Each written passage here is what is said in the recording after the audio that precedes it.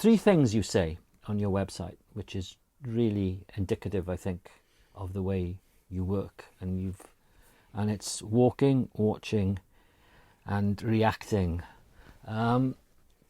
Walking, by looking at your work, you wander an awful lot. Yeah, you have to wander. It's the art of walking without a destination in mind. You know, you're not walking to get somewhere. It's the lost art of walking to nowhere. Yeah. And what you want to do is you literally just empty your mind and walk. There's nothing to it. There's no secret to it. There's no trick. It's just walking without wanting to go anywhere. And you'd be amazed what you find, you know. Because there's paths all over the place, you know. They're called desire lines. And get these desire lines. You know, when you see a footpath and there's a quicker way to get somewhere else, and people walk along these places, and these paths get sort of worn in. And, you know, sheep and animals do a similar sort of thing. So there's these little trails that just lead off here and lead off there. And I just think, you know, there's no real reason I'll choose left or choose right. I'm just going to go and do it. And they'd be amazed, absolutely amazed what you stumble across. Absolutely amazed. And if you go off-piste or go to places where people aren't generally going to go, that's where I think that's where the interesting photographs start to happen. Especially if you're in the frame of mind, if you've got an empty mind, you are just literally reacting to what you're seeing in front of you. And then you kind of work out later why you've done it. You know, it'll all be in there, all wanting to come out. So I just literally walk and see where it takes me. And it's simple as that. There's no, like I said, there's no trick. But, you know, I think like as soon as you sort of predetermine a destination, you go, I'm going to go out for 3 hours today. I'm going to go to this place. I'm going to photograph this place, and I'm going to walk the same way back. You've almost set yourself up to fail straight away. You know, there's no, you're not going to be. You've got an idea in your head, and I don't want an idea. I want to feel it. I want whatever's in me to sort of come out in the place I'm photographing. So it should be like a self-portrait. You know, when you make a landscape photograph, it should be you looking at the landscape, and then you photographing whatever bounces back. You know, that's how I sort of see it behind you. Because the landscape's been moulded and manipulated by mankind for eons, and we think of something as a natural landscape when it blatantly isn't. You know, the hand of man has changed it completely, and it'll continue to do so and so forth.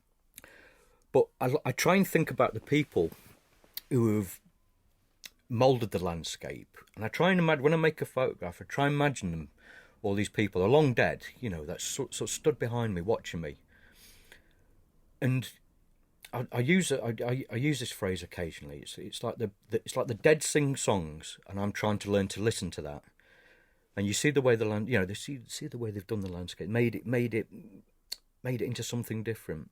But I like that fluidity, you know, that fluidity of the landscape, the way it changes.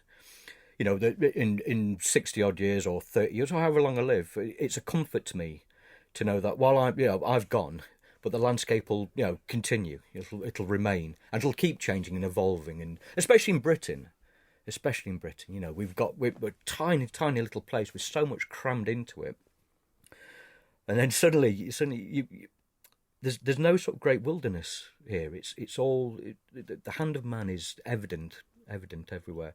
You know, up in Derbyshire, I don't live in Derbyshire, I live in Yorkshire, but it's a hop, skip and a jump over into Derbyshire. I mean, there's a lot of old stone circles, you know, and obviously you've got the farmland, the Light Peak, which is a limestone-based place, and the Dark Peak, which is a gritstone. And they're vastly different, but it just takes you minutes to cross into one and the other. But I like that. It's exactly how it should be. There should be a dark bit and there should be a light bit, you know. And whichever sort of mood you find, you know, it's amazing where you find yourself, and you realise you've walked somewhere, you know, and without sort of thinking about it, without overthinking it. You're not trying to get somewhere, but you almost go somewhere to match your mood without sort of realising it. And you find yourself, oh, I'm in a bad mood today, or a miserable mood, and I go to places where bad things have happened, or there's, you know, miserable looking places. You know, I mean, the weather plays a huge part as well, because it's such a, you know, as British, we're obsessed with the weather, are we not? It's all we talk about. but because it's so changeable, you know, that's I suppose that's why we're so obsessed with it, you know. But yeah, that's basically it.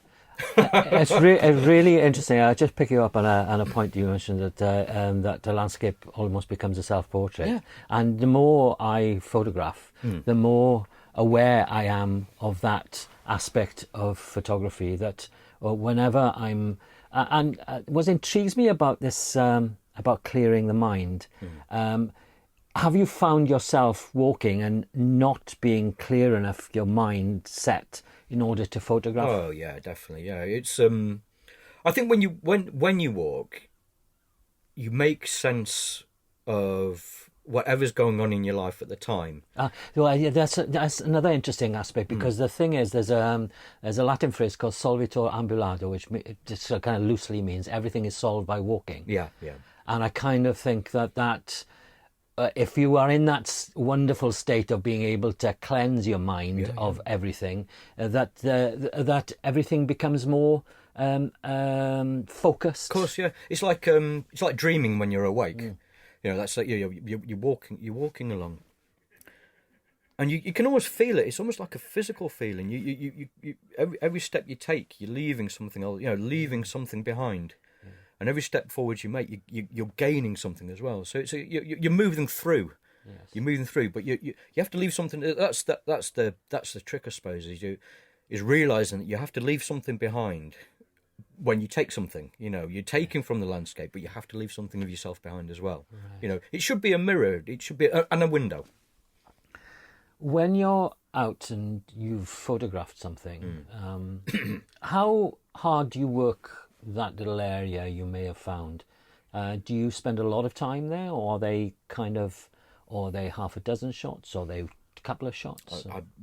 I don't make a lot of photographs when I'm in a place. Maybe it really does depend what I'm doing and the situation I sort of find myself in. If I like days sometimes when the wind is howling and the clouds part and there's a little bit of sunshine suddenly illuminates something. I like to work quickly. People always say, no, landscape photography, just use a tripod, slow down. It's rubbish, speed up. You know, I like to work quickly. So I make maybe 10 exposures, regardless of what I'm shooting on, digital or film. It doesn't. That's inconsequential. I don't shoot a lot. I know when I've done it. You know, you get that. You straight away you realise, oh, I've done this, and I can put the camera away now. You know, I never do, but you know, I could if I wanted to. But because you never know what you're gonna bump into. But there's always a point. It becomes very intuitive, very natural sensation to realise that's exactly what I wanted. That's exactly but you don't realise it till you've done it. You know, it's only afterwards that you sort of you start to make sense of what you're sort of photographing. I always think anyway. I mean, I used to shoot a lot in quarries. Specifically because I was just amazed at the amount of stuff that had been removed, and there was something really perverse about being somewhere that you're not really supposed to be. I like that. I kind of like that. You know, I'm not advocating trespass or even though it's only a civil offence and cannot be. No criminal proceedings can be brought against you, but.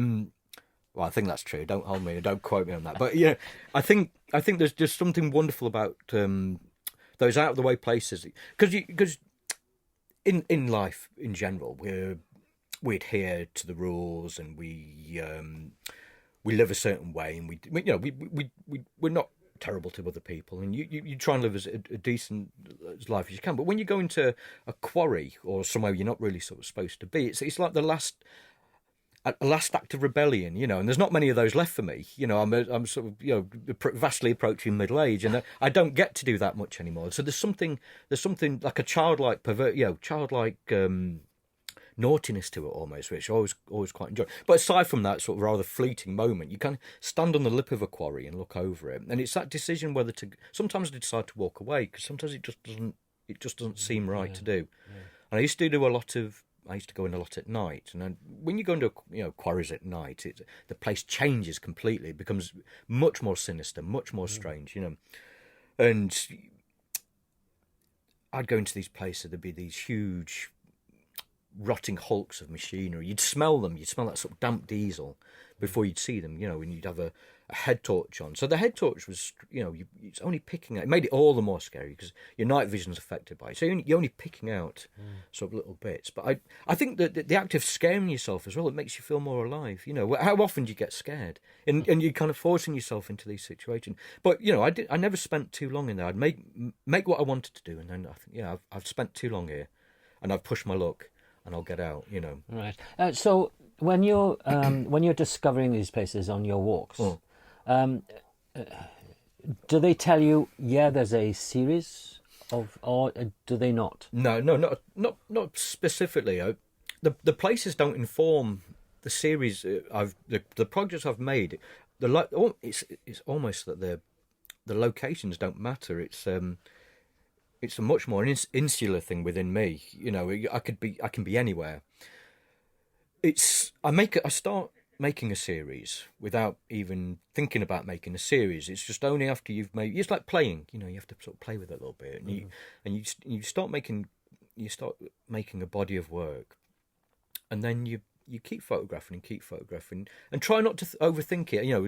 I think there's a devil in that. Of overthinking something, and once it's finished, or certainly towards the end, you begin to realise. I begin to realise why I've done it. I'd love to say I have a plan, and I go out and it's a noble plan, and I'll go out and photograph this specific. But I'm just not that together. I just can't work that way. Yeah. I photograph with my heart, not my head. Yeah. I suppose is what I'm trying to say. Yeah. I was photographing yesterday. I went to a festival in Cardiff Castle yesterday, and it was it's very busy and lots of people. But trying to isolate yourself in those circumstances, I like that challenge. Yeah. And being almost not there, but I'm there. Yeah. if you know what I mean. The camera is and so it's like hunting really, and you can't really talk to anybody, and they look at you in a very quirky way, and and you get that, and it's that thing of going to a quarry at night. I've never thought about that. I highly recommend it. But, okay. I highly recommend it, just for the sheer oddness of it. Because there's nothing else I've done in my life that's been like it. I've done various things, as we all have in our youths and whatnot. You've pushed certain boundaries, and you've got away with it. Yeah. And I like getting away with it. So have you? I mean, pushing, being experimental in your work. I mean, we'll come to that a little later, but experimenting is really important aspect of your work. Yeah, without a doubt. Yeah, because I think. If you're prone to experimentation, I want to see what the world looks like using different things to capture it. Capture what I'm trying to sort of get across. I think a new technique or a new way of looking at things. You're constantly trying to evolve. I want to evolve. There's always something new to learn. If you're just shooting the same stuff in the same way, you're not doing yourself any favors or anybody else. I want to learn. That's what I want to do. So where does that love of photography and experimenting come from? I think when photography. There were always cameras in the house when I was a child. Always cameras. My father would go to house clearance auctions, so I'd come back with boxes of crap for £1, and there'd always be cameras in there, because. And so there was I think the first camera I ever got was it was like a 120 medium format thing. So the roll film, and I'd photograph my dinosaurs. I'd toy dinosaurs in the garden. I'd make dioramas and slightly ruined with the houses behind them. So they weren't. But there was always that. It was always that need to see how things looked photographed, if that makes sense. Yeah. So there was always something there. But I went to art college. Well, I was very lucky. I left school at 16 and went to art college, and straight away, from the constrictions of a school life to suddenly be thrown into a place where you're treated like an adult for the first time in life, and you're encouraged to express yourself and experiment. and it was just literally that. It was just literally just that encouragement. Certain lecturers who were very, very instrumental in pushing me a certain way and guiding me, but without being overbearing about it. It was a gentle coaxing process, and it took me a while to sort of come out myself. And the problem, I suppose, in photography, you never feel like you ever have enough time to finish. There's always that's the trade-off, isn't it? You're never going to finish. There's always something new to learn. So I think I want to cram as much as I can in every single facet I can do while I can, because there's going to be a day. I'm always very aware of this. There's going to be a day when I'm not going to be able to go into a quarry. I'll be too old, or I'll lose a leg, or whatever. Some terrible thing will befall me. But there's going to be a day. So I'm always extremely grateful that I can do this. I can go out. And it's remembering that as well while you're out in these places, remembering how lucky I am to be able to experience this and to photograph it. Right. Do you draw? Do you paint? I used to paint. I always drew as a child. Felt tips, crayons. It was things in here have to in my head. For the benefit of the listeners, I just touched my head. But things in my head have to come out. So they came down my arm. And if it's a pencil, a paintbrush, papier-mâché, whatever, there's that need to express yourself and to get something out. I had a job, I had a terrible job in an office for some years, and it was boring, and I noticed that all day I would doodle, and so I had reams and reams of A4 paper with these doodles, these awful, terrifying, really, looking back on it. What was going on in my head? But it became, I can't do that. I have to be able to express myself and try and understand the world. That's all I'm trying to do, and to be understood, because that's, as human beings, that's all we want to be. We want to be understood. So making work that matters then. If it matters to me, I mean, I'd be lying if I said I don't want people to look at it, but I do it. I do this if no one looked at it. Of course I would, but I love the fact that people look at it. I think it's raised to say, "Oh, I'm not bothered if people don't look." Of course I'm bothered. A work's only ever completed when someone else looks at it. When you've finished a project, that's when it becomes complete. When you've put it off out there, and people, then it turns into something else. Complete. You have to let it go. You have to, like teenage child. You have to let this go. You have to go, fly, my beauties.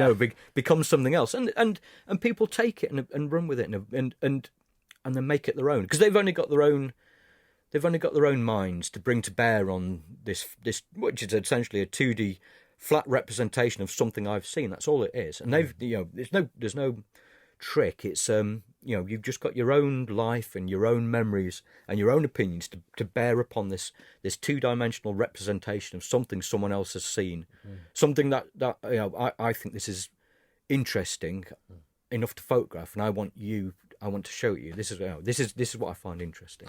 How far afield do you go in your work? I mean, you live in Yorkshire, you're near to the Dales, so do you wander far afield? Do you go to other countries, or do you go, basically? I am geographically. I'm somewhat constricted. I have a young son I have to look after, so I am constricted in terms of my geographical location. I can only go a certain, unless like today I'm in Wales.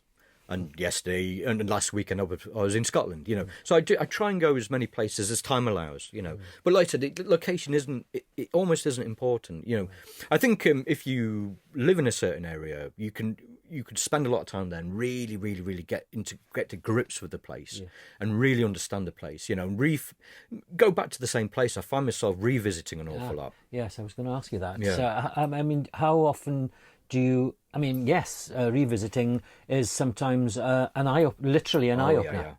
Yeah. It gives you, and even coming to somewhere from a different angle is, but then it becomes a specific thing that you're doing, rather than the wandering anywhere. You're going back to a specific location. What would pull you back to a specific location? The way I felt at the time.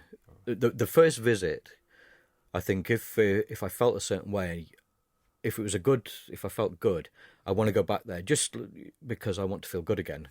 You know, it can be as simple as that. You know, I felt a certain way in a certain place. 'Cause, you know, the way you feel when you're photographing is very important, I suppose.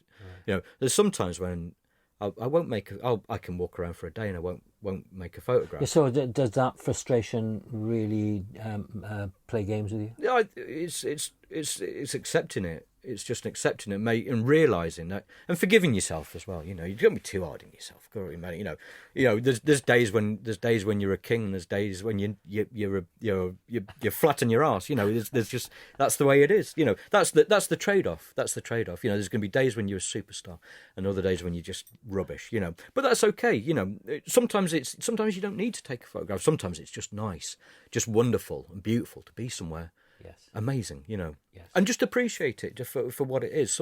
A photograph can, because everyone photographs now. Everyone's got the phones out all the time. You see so many people not looking at what's in front of them. You know, you go to see people taking photographs on the Mona Lisa and looking at it on the phone. You know, you know, or gigs. The ubiquitous sort of phones in the air at gigs. No one's looking at what's going on. Everyone's looking at the back of these screens now. So I think sometimes, you've got to just forgive yourself for not making images and enjoy being where you are. So what about playing with this idea of digital and film? I mean, one intriguing thing that you've done of late is, and I remember with me, there used to be a pile of 35mm canisters on the shelf that I never got, that I never bothered to process.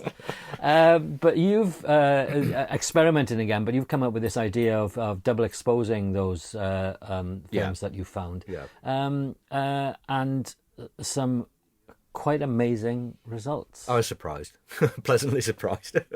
Well, I mean, I'd had these films. There were, I think there was 20 in all, 20 35mm canisters, you know, undeveloped but exposed, so all in the drawer. So I fashioned a device so I could get the leaders out again. You know, a bit of double-sided sticky tape and a bit of film. And I spent time sort of shoving them down into the sort of trying to pull the leaders out again. And I found them in a drawer. There must have been 20, and I opened this drawer and they were glittering at me like, you know, some beautiful jewels. And I thought and I had an inkling what might be on a few of them, but it'd been so long I really didn't know.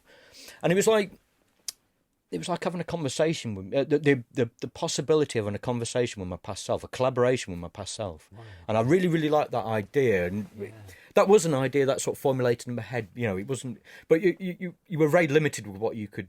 I could have got them all processed, and it'd have been okay. But I wanted that connection with myself. You know, it was like being offered the opportunity to go back in time and talk to.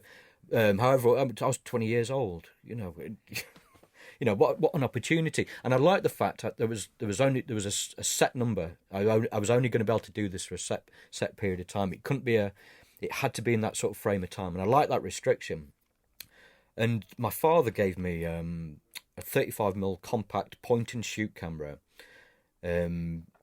It was I don't know, I can't remember the name. It was a Canon something doozy flop, I don't remember. But it had a big zoom, and dads in the 90s liked to zoom, you know, they really did. It was so we had this huge, ludicrous zoom on it, but by the by.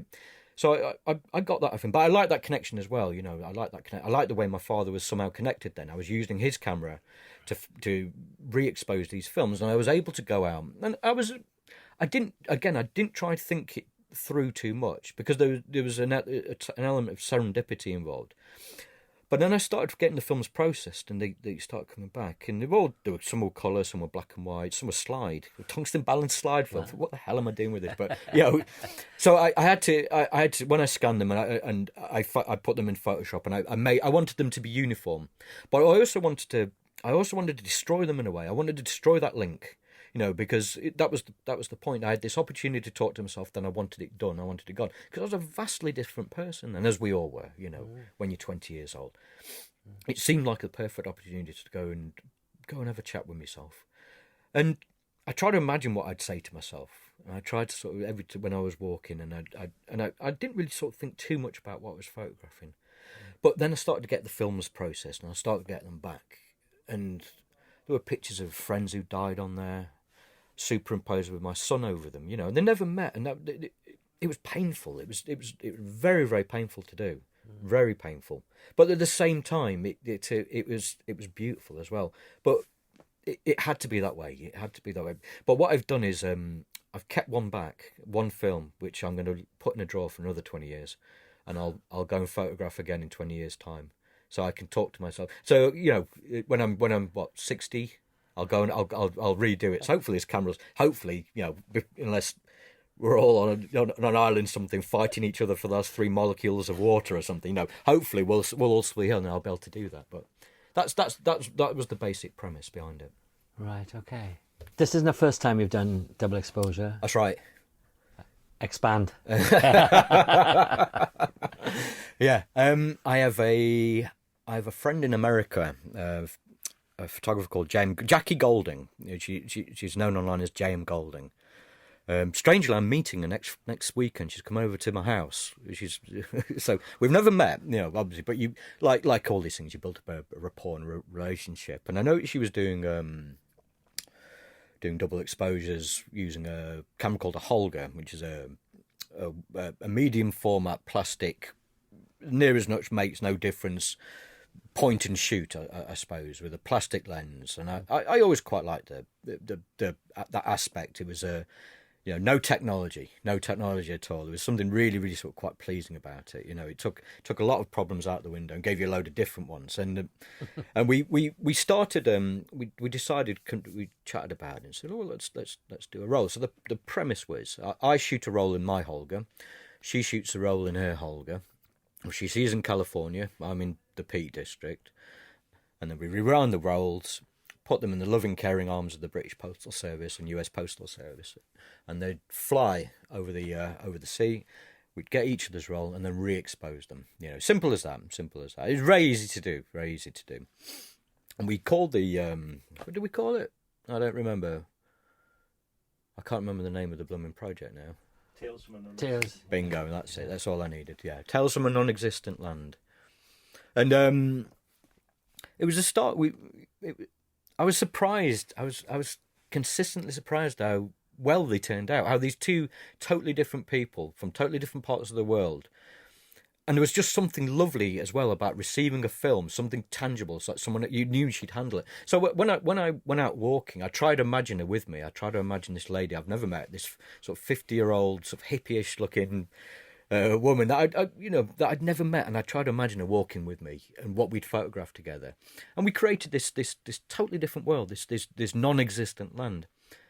And it was lovely. It was such a breath of fresh air. It was such a wonderful thing to be part of. It wasn't serious. There was no agenda to it. It was just shooting for the sheer pleasure of shooting and making a connection with someone that's no closer than a stranger to me. Making that connection and being understood by someone else. So we kept at it, and I think we've done maybe 5 rolls over about 5 years or something like that. So it's not every, obviously, it's a once in a blue moon event. And believe me, they don't always work. We cherry pick. Because some are absolutely rubbish, but a lot of them work amazingly well. I'm very surprised. I mean, we even entered some into some competitions in the States, and they were very well received and exhibited in somewhere in Texas or something. I don't remember, but I was always really surprised. Well, it's that wabi-sabi thing, isn't it? It's perfection in the imperfection. Yeah. And that's, I guess, what a Holga camera gives you. Oh, they're awful things. They're terrible things to use. They're rubbish. I mean, the optics are awful. But they give you a dreamy. There's a vignette to them, and the light leaks are tremendous things. You go out with it, you just never know what you're going to get, and I love that. I absolutely adore that sensation of it could all go wrong, and it doesn't matter if it goes wrong. It just doesn't matter. Wonderful things they are. I highly recommend everyone getting one. They've stopped making them now, so like gold dust, but bag one while you can. It's like the Polaroids as well, isn't it? Yeah. I mean, of either medium, which do you prefer to work in, digital or film? Either or, not bothered at all. Right. I don't even think about it, really. It's just, I've got a digital camera and I've got film cameras. My favourite cameras to use are pinholes. I make Right, yes. Solargraphs. Yes. Which are amazing things. Oh, thank you very much. I Yeah. love them to bits. What can do you use? Oh, whatever particular alcoholic binge I've been on that week. It just depends. It really does depend. I find any Guinness can, that sort of size can, Yes. anything, and it's such a fantastic excuse to go and buy a 4-pack. I'm creating, damn it, I'm creating, and so they're simple enough, very simple things to make. It's just a piece of 5x7 darkroom paper and a pinhole. Yeah. And all you have to do is go and walk out somewhere where no one's going to be, because people are devils for them. People are curious about them. So I've had quite a few nicked, have you? Either stolen or cut open or torn apart, because these human beings are curious little scamps at the best of times, are they not? And I don't know what they expect to find in there, but I've started sort of thinking I'll tape sort of biohazard warnings on them or something, and so hopefully people will leave them alone. But to be fair, this recent batch, I tend to do it in between projects, because it's such a wonderful thing to bridge that gap, that low bit when after you've made something, you've finished, and you find yourself doing things, what the hell am I going to do with myself? And I find it a really, really quite a soothing thing to go and do, and also the time aspect, because these things you can leave them for as long as you want, years. In fact, there's ones I've lost. I've got no idea where they are, and they're still out there somewhere gathering light. I'd love to find them again, but I did so many at first, and I never wrote them down. So I tend to write a list now, very ambiguous list. So like uphill near dead sheep or something like that. So there's still that. I still might forget, but I like. Photographers should be obsessed with time. Yes. I know you're very obsessed with time, especially as I get older. Especially as I get older, and you realise that it's running out quickly. Yeah. And I love the fact that when I leave one, when I come back, it's a different person picking up. That enough time has elapsed for it to be a different person picking it up. And I sort of, again, it's like a conversation with my past self, a little bit like the based on a false story. I like to come back, and okay, only 2 months has elapsed, but it's enough time for a great many things to have happened in your life, a great many things to happen in the world. So it's all sort of compressed down onto this sort of little 5x7 piece of paper. I mean, I lost a friend a few weeks ago, and the Solargraphs are put up before he died, and then I go and collect them, the same ones after he died, and I look at the prints, the pictures, and I know in there somewhere, I look at them and I know in there somewhere the point where he stopped breathing, and I know that's perhaps a maudling way to look at them, but you can't, whatever's gone on in your life, you kind of look at these things and go, it's all in there, that all happened then. But aside from the fact, I suppose you're looking at a photograph the way perhaps a tree would experience time if it could. That slowing. That's I'm in there somewhere. There's the port. There's me walking away from it. There's me coming back to pick it up. It's all in there. Okay, you just can't see it, but it's all in there, and you just have to kind of sort of think of it that way, I suppose, and apply it to that. So your body and soul, is a camera, really. I guess, if you like, yeah, of course it is, yeah. Oh, every blink. Every blink. I mean, the Solargraphs are. I like leaving them. I like walking away from them and forgetting about them for a while. And I love the fact that little photographic seeds have just planted. Creative littering, I suppose it is. Because you're sort of taping them up, and I tape them up anything I can. It's got gaffer tape and. Cable ties. It looks so dodgy when I go in a shop and I want gaffer tape and cable ties and I've got a craft knife in my bag. It looks so sinister. God knows what they must think. But so I need all this stuff so I can try to explain. I need these for pinholes. Not for murders. I need them for pinholes.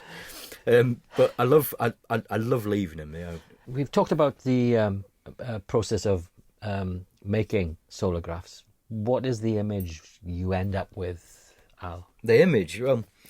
The image is literally, basically it's a negative. You've got a negative image, and you do have to digitalise it, or you don't have to. You're not developing anything. You're doing this. It's black and white darkroom paper. So you can get it out fairly quickly and stick it on a scanner. You scan it in, and it's when you invert it, and it becomes a positive again. So that's when it becomes, it becomes that wonderful blue colour. Yes. And that's when you see, that's when you see what you really but then you have to spin it around and you can flip it how you want, and you just tweak a few levels. Very, very sort of simple. I've only ever printed one out for a friend. And a friend asked me. I've never thought about printing them, but you're limited because you can only, they're only small, and you can only, and you've got to be quick with the scan. You can't do a long scan because there's light, obviously hitting light sensitive paper, so it has to be a very quick scan. So you can only scan them at something like 600 DPI at the original size, so they can't really be blown up immense. Or they could do, but the degradation may be an issue. Yeah, but the size really is their joy in a way. Of course it is. Yeah, you've got a beautiful little, it's the whole world compressed into a 5x7 piece of paper. Everything that happened in that time is there in there, if you think about it that way. Or it's just a photograph of some trees in the sun. But it depends how deeply you want to sort of think about it. I like the best one I ever made. I'd left it in a tree for I think around a month, and some crow I suppose had come and pecked a hole in the top. But and it'd let all the water and leaves and animal and bugs and weather had got into, and of course a lot of light.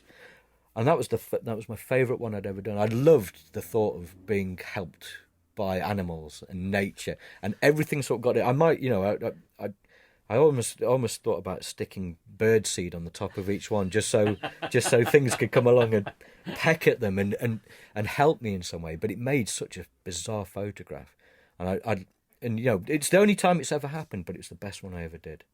The best one. It made so much sense. All these, while I'm gone, it's been tampered with by nature. I love that.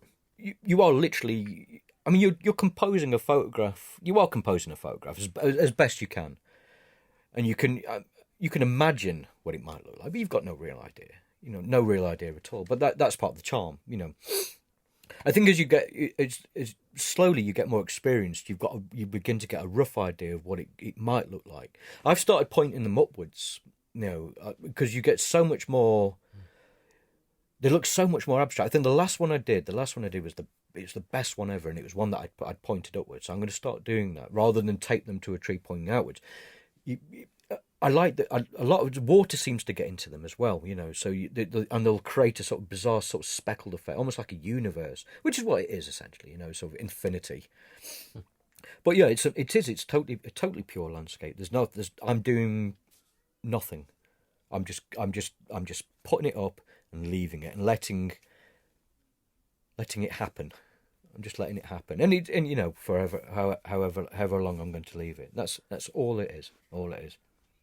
Scarred landscapes are an important feature of your work. I was looking at one just now. There's a lovely picture of a pool, but there are iron driven into the ground in front of the pool. Yeah, and so what's the importance of that sort of darkness and that sort of juxtaposition of man and? I think it's something within me. The non-places was a reaction, I suppose, to something very personal that was going on in my life at the time. I was having a very, very sort of bad time mentally.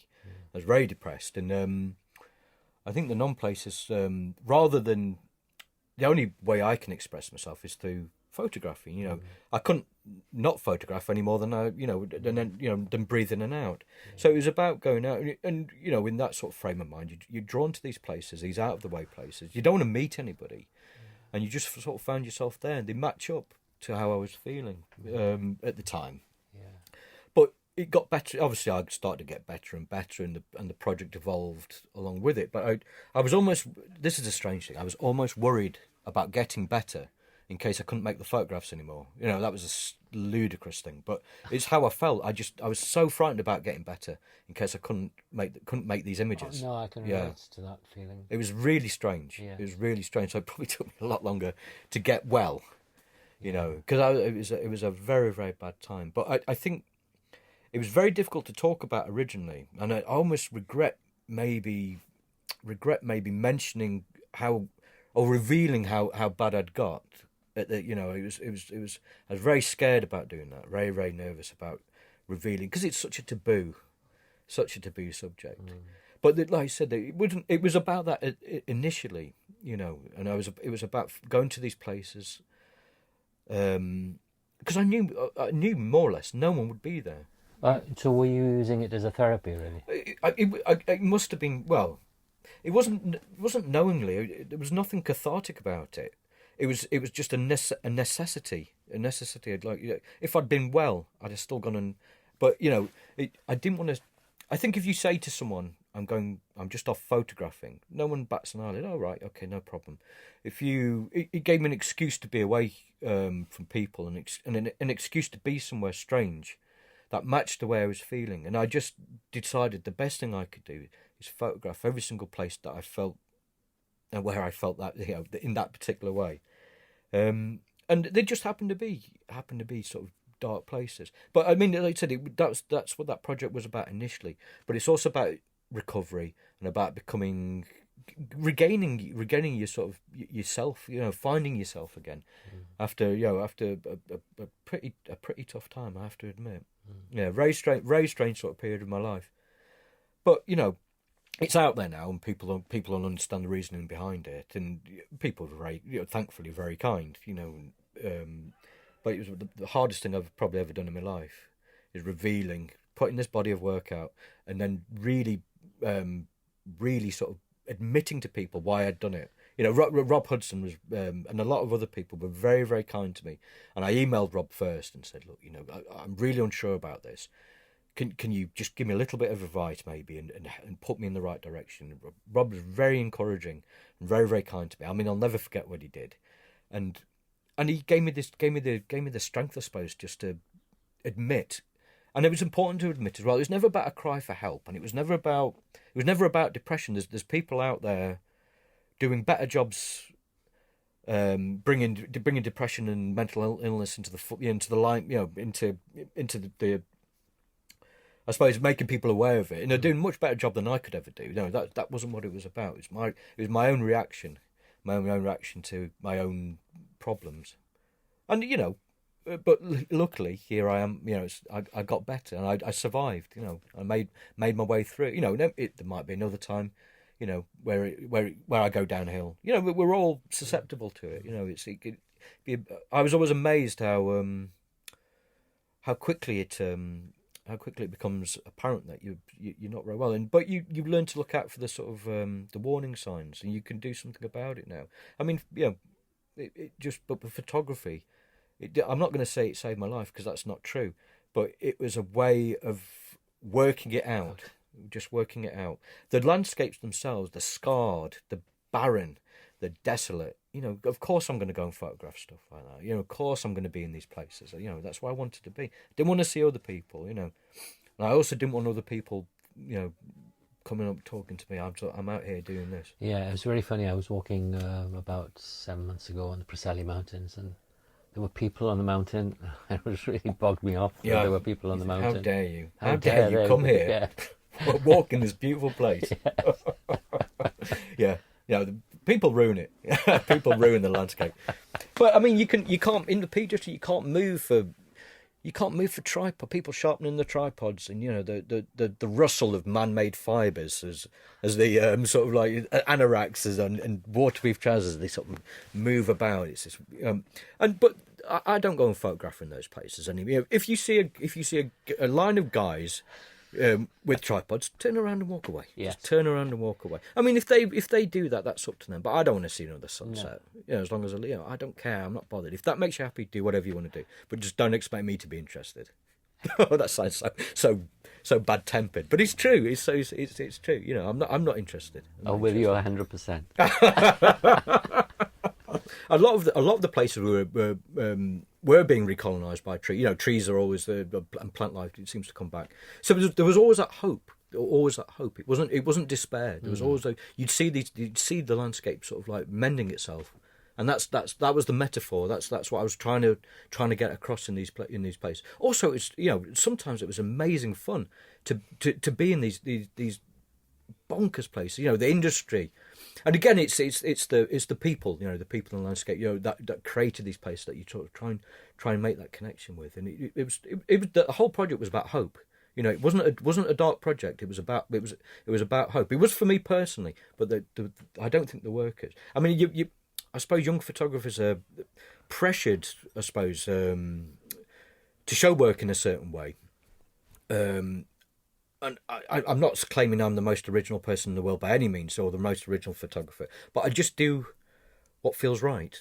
And like I said before, if the world's ready for that work, then it's going to be ready for that work. Right, you've talked a lot about the emotional side and the psychological side and the mental. So is it all about love, really? I think it's, well, look, yeah, I get it. Well, that's a tricksy one. I love what I do. I love being able to do it. But I suppose everything it comes back for that. It comes back to love, I guess. You know, that love for the world I live in, or the love for being able to just walk. And I sort of think, because I suppose I talk to a lot of people, and they kind of waiting to retire, you know. And I always found that quite a peculiar thing. So I'm waiting till I'm 65, and then I can retire, and then I can really start living. You know, when you best for the world, your best years are, well, maybe not. I know some good years are over, and I feel like I'm in a very privileged position, and I just try not to lose sight of that. You know, but so it's just a love for the ability and the opportunity to do this. Yes. Not everyone can do it. You know, not everyone's got. You know, I'm just very, very lucky, very, very lucky person to be able to go and do it. Just remembering that. And also, you know, I like the photographic community.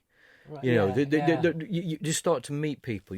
People start to engage with you, and you start to find people who think the same way as you do. Because again, coming back down to being understood, you know, we all want to be understood by people, and it should be it's got such potential to be a beautiful community of people, and I think it is. It seems to be and considering it's such an insular profession, you know, I'm on my own 90% of the time. So these moments of human contact are wonderful, you know, wonderful for me, because it is solitary. But I wouldn't have it any other way, really. I like that.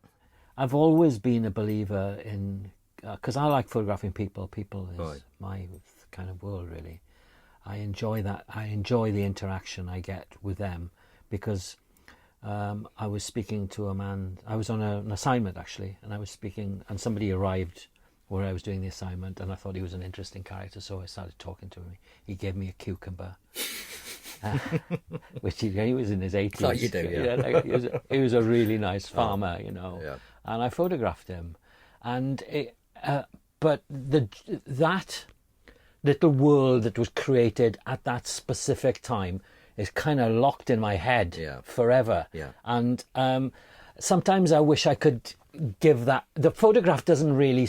It says something, but it doesn't say everything. No, of course not, about that moment. No, it can't do, can it? Did you find that frustrating, though? You know, that you will have been, let's say, to one of your quarries, or you've gone down a road and you've seen this. There's one shot with trees that you've shown recently, which is absolutely magnificent. It's a beautiful photograph. Thank you. I don't remember it. But it's, I'll show it to you after. Okay. but it's a beautiful photograph. But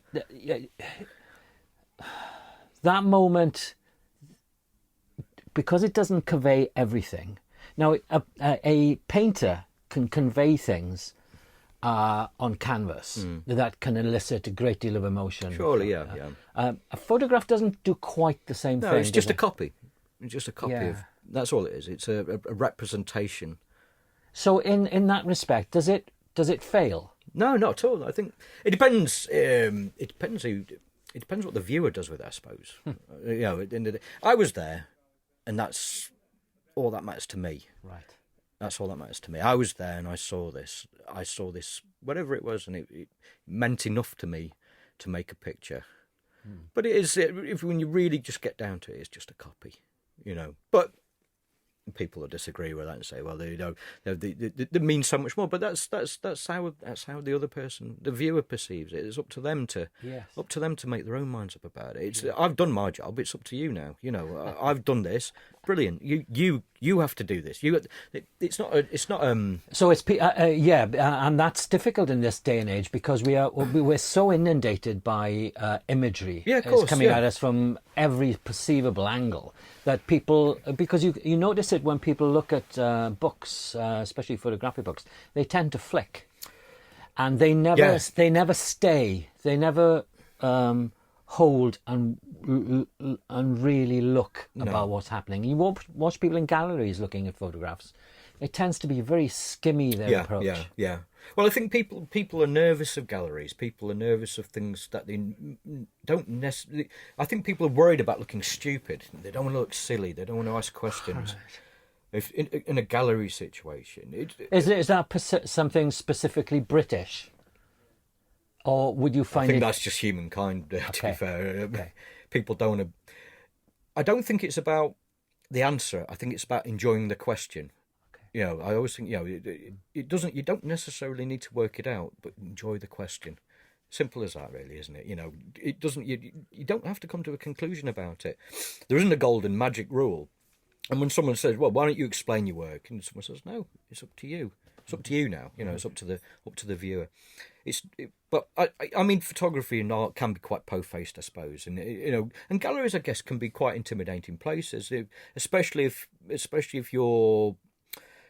Especially if you think you're not supposed to understand it, I'm not supposed to understand this, but it's all there, and it's up to you, and it doesn't matter if you get it right or wrong. There isn't a right or wrong. You've only got yourself and what's in your head to bear upon it. You can't do anything else. There's no right or wrong. No, that's so true.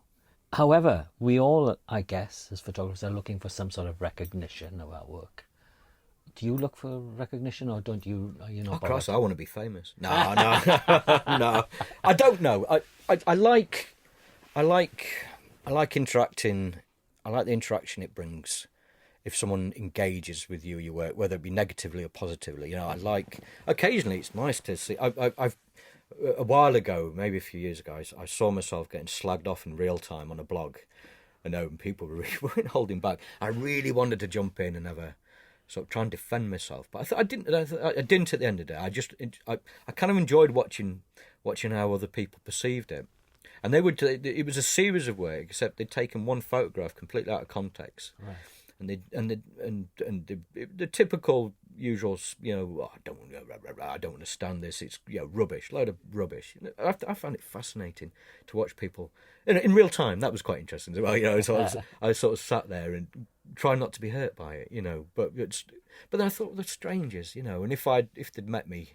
And I'd maybe had a chance to explain, not that I would, but, if I'd had a chance, then maybe they'd got something from it. It was only their limitations, their own limitations. And I'm sure in their everyday lives, they might just be a little bit closed-minded or a bit frightened, a bit frightened maybe. A lot of people are scared. Aren't they? But recognition, it's going to, if the world's ready for your work, it's ready for your work, and 100 years' time, it might happen. I don't know. It doesn't. But it probably doesn't matter. Right. Do you make plans for the future with your work? I mean, because we are dependent these days on having stuff on hard drives and what have you, and how will you pass it all on? From an archival point of yes. view. Well, that's an interesting question. I think it'd be interesting to see how the digital media sort of holds up. Will it still be available? Well, I've got a DVD with some raw files on. Will that still be usable in 100 years' time? I don't know. I think negatives. Negatives are another way of looking at it. They're probably, if you keep them correctly or keep them right, they're going to last an awful long time. Absolutely. Yeah. I make a lot of copies of things, and I have, drop boxes and other cloud stuff. I get so befuddled with it, and so I just upload as much as I can, as long as it's somewhere. And even if it was all destroyed in a fire, I just start again. It's really, yeah, of course, yeah. Really, yeah, definitely, yeah. I'd be gutted. Don't get me wrong, But people ask, what would you take out if your house burnt down? What was the first thing you take out? And it wouldn't be my photographs, you save yourself. I'd quite happily let them burn. I'm only saying that. I probably wouldn't. I'd probably be so bummed out when I got outside. Oh no! Why didn't I just grab that hard drive? I wouldn't. Obviously, I'd try and say them, but stuff like I'm not so fussed if it's forgotten about and completely forgotten. It doesn't matter. I've done it now. I'm doing it now. It's about. I'm enjoying my time here, and expressing myself now, and that's the important thing. Someone gets something from it in 100 years' time, brilliant. But I'll be dead. I won't care. It doesn't matter. That leads on quite nicely. Another bit on your website is the last photograph you will take. Now, I've told my kids that if I'm bound to a wheelchair and dribbling, but I can actually, I've told them to make a rig on it so I can have a camera, so I can press the shutter. So the last photograph you ever made, well, there will be one. There will be one. Yes. The last, it could be anything. The last cigarette I ever smoked, the last cup of tea I ever have. The list goes on. And there will be a last photograph I ever make, but I'm so curious as to what it'll be. It'll probably be an absolute pile of rubbish, but it might be the best one I've ever taken. It might be that I knowingly make the last photograph I ever make. I think, right, that's it. I've done. Yeah. Hopefully not. I can't see that happening personally, but you never know, do you? It's really funny because both my parents are very elderly. My father's 96, my mum's 90. I have photographed him, but I don't think very well. Right. And I tend to avoid rather than photograph. Yeah. And sometimes it takes a lot of guts, I think, to photograph something that's passing away. Oh, of course, yeah. And it's kind of the same thing with landscape as well. There's a piece of land, which is a rough piece of land near where I lived, near Llantrisant, which is down the road from here. And there were developers coming in, and it was going to be taken away, basically. And I went to photograph there, and I passed it today. Right. And I saw the disintegration on the tarmac and the big bulldozers, etc. in there. And it kind of, because those photographs, nobody else would have bothered to photograph those areas. And that sort of kind of destruction of, and I know you can't stop it. No. And you can't make it go away. It's happened. And I was wondering, are there places that you photograph now that have disappeared, gone away? Yeah, well, everything's in a state of flux. Flux as it is, I suppose. I mean, I suppose the most recent thing, or the thing that I see most often would probably be if trees have been cut down, if a forest, because there's so many sort of fir tree plantations up where I live. Suddenly you'll go up to the same spot and it'll be a completely different place. Right. Very eerie, very strange when you see a place that was covered by trees, and then literally a day later, it looks like a wasteland. But I like that. I don't mind. I don't mind that at all. No, because there is beauty in the detail of what's happened as well. You can put as many wind farms that we like, put as many motorways. It doesn't that Okay, you're getting into a different ecological issue, but I like that evolution of landscape. Things have to decay and things have to be pulled down, and I can understand the nostalgia, especially if it's somewhere, perhaps when you played when you were a child, and you go and visit your old school and it's no longer there. I understand that. It's but revisiting those places as a child, it's really strange you to say that, because I photographed. There's a cromlech in Pembrokeshire called Pentre Ifan, which is a very famous cromlech. It's beautiful, and I photographed that as a child with an Instamatic camera, and I went back, and what I thought was huge. It's kind of a lot smaller than it used to be. Smaller than it used to be. Like Mars bars, It's it's funny how things, and I photograph from exactly the same spot. Oh, that's fascinating. That's interesting. And that's an interesting thing to do as well. And I've been revisiting lots of places that I used to play as a child. Yeah. And I did some pinhole stuff actually, because I used to. There was a small hill, really, overlooking the sea, and I used to go there as a 5-6-year-old child on my own. Yeah. Bizarrely, but not really. Sitting in places where I knew I sat. Yeah. Very strange. Taking pinholes, because they give you that ethereal look, and they give you that sort of dream. Of course, yeah, thing. yeah. Well, I can understand you trying. I mean, I perfectly understand, because if you're lucky, if you've had a nice childhood, that's when you felt the safest. So it's natural as an adult, you want to recreate that feeling of happiness, that safeness. But I suppose with the I don't know, children see everything and nothing, and as a adult you start to lose that. So I completely understand trying to go back and recapture that childlike, looking at everything with a sense of wonder. I've got a 3-year-old boy, and I bought him a digital camera for Christmas. Right. You know, and at the end of each day I was absolutely fascinated by what he'd taken. I grabbed the camera off him, he'd gone to bed, and I'd look through his pictures of what he thought was important, and some of the things he'd like to see everything in nothing. And I love that childlike wonder of the world. I suppose, as you get older, you do lose it. There's no getting around it, you do. But I suppose you're always trying to get it back, or remembering it. But I completely understand what you mean about... Because there's something nice about, there's places in the Peak District. I went with my father when I was a little boy. I was chatting about it last night, oddly, but there was a bridge.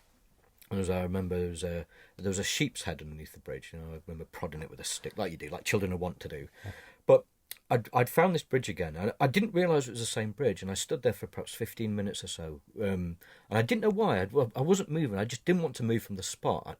And I slowly began to dawn on me, this was that bridge that I spent time with my father at. And, my brain was sort of screaming at me that this was, but I wasn't listening to it, I wasn't listening. But I realised after like 15 minutes or so, I realised why I just couldn't seem to move away from there. I thought, this is that bridge. And instantly I was transported back. Those memories sort of filled through. I mean, smell's an evocative memory jigger, isn't it? Oh yeah. Tar is a big thing in my mind, because they used to tar the road, and they used to throw chippings all over it, but they'd kind of melt into this tar. Wonderful smell. And singing telegraph wires as well. Do you know what I mean? They really are evocative to me. Creosote, pine needles. I mean, you're always looking back to you. If it was a happy one, I'm blessed with a happy childhood, thankfully, and again, you're sort of lucky in that way. But I do like the thought of zipping back occasionally and just trying to sort of connect with your.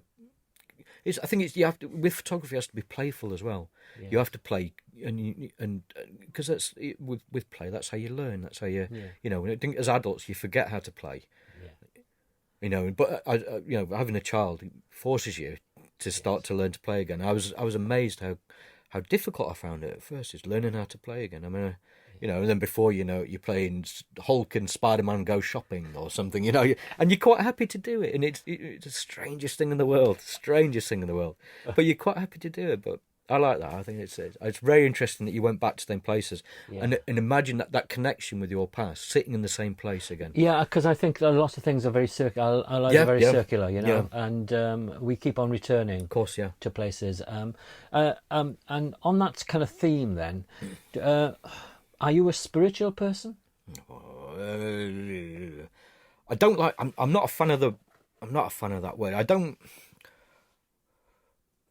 I think it's tricky one to answer that one. I'm not religious in any way, I suppose I think as deeply as the next man about the world, maybe more. I don't know. I don't know.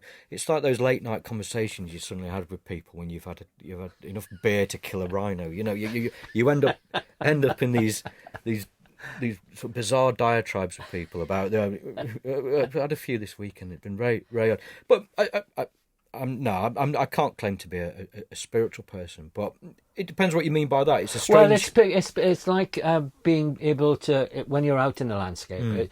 Because the search, I suppose, for me, from my point of view, is searching for that essence. The connection, I suppose. And that connection. Yeah. In that sense, I suppose. We're part of it. We're part of it. We're part of the the world and the universe. The world's round. It's a round place. And people often seem to forget that. But getting back to that, you want that connection with the place. There's certain places you do feel a connection with, especially like you said with the childhood things. Yes. There's that very, very deep connection with it. That bridge, I'll always remember that bridge. And I'll always go back there, and I'll always think of my father. I'll always think of that day. Yeah. And there's load. It's like going back to your hometown after years away. Because I found a place where I used to go as a child, and I used to stay in this farmhouse, which is quite a large farm and a very large farmhouse. When I went back, it's now actually falling to bits. It's part of a larger farm, and they've not bothered with with anything there. Yeah. So all the roof is caving in, and there's general destruction and change, I suppose. Yeah. And so, and I was approaching it as a 63-year-old man. And when you approach things like that, and you start to see things like that, and things starting to fall apart, the equation and that mirror of yourself becomes really, it's really pronounced and really focused. Yeah. It's almost, it becomes a very emotional experience. Of course, yeah. And so photographing that kind of stuff, it would probably mean nothing to anybody else other than it's just another farm building falling down. Yeah, it depends. I think the people, if you're looking, if you're interested in that sort of thing, if I see an old, there's an old building I happened upon fairly recent, an old farmhouse as it happens, and that was just from wandering, just one of my aimless wanders, and I came across this old farmhouse, and it just so happened a few times after that I'd revisited it because I found it such a beautiful, quiet place to be. I never saw anyone there. And one day I saw a chap there, sort of in his maybe sort of 60s, 70s, I don't know. We both sort of looked at each other and said, "What are you doing here?" We both obviously go there to be alone. And but after a typical northern man standoff, where we would sort of begrudgingly sort of edged nearer to each other and eventually got talking. And he was a wealth of knowledge about the place. He made it sing for me. This entire building became something totally different because he knew the people. He had a detailed history about the people who lived there. This was a farm where it was near a flooded valley. People had made the valley was flooded. Maybe I can't remember 120 years ago. And all the farms were subsequently dismantled and moved away. But this one was still there because there was no road up to it. So this building was still here. And it had been a farm there in the 16th century. So you kind of walk around. I knew it was old, but I had no idea that, And so you're walking around and you're just trying to imagine the people who worked there, what sort of lives they had, the memories. And I truly believe, it was like sitting there and trying to listen to ghosts. You just, like I said before, the dead sing songs, and you're trying to learn to listen. So you sort of sit there and you imagine the people and try and make that connection. Okay, the long dead, you're never going to really know them, but they were there. And so you kind of having to make it up in your head and try and imagine what these people were like and imagine that connection. And I want that connection with people, living or dead. It's important. But the only thing that's left are these sort of shelves of buildings. So you just have to sit there and absorb the. But it was very interesting to meet someone who knew something about it. And just a half an hour conversation with him changed this place dramatically. It turns out he lives up the road from me, like as you do. Of course you. Did you photograph him? No, I only had. That's the downer. I only had. I'd gone up to do some Solargraphs. I was going to try and put some Solargraphs up around the place, but I never did. It just didn't work. It wasn't the right place to do it, so I didn't. I didn't photograph him. No, but I did. I just enjoyed talking to him. It was just beautiful to talk to someone. And then he was telling me he brought his grandson up there.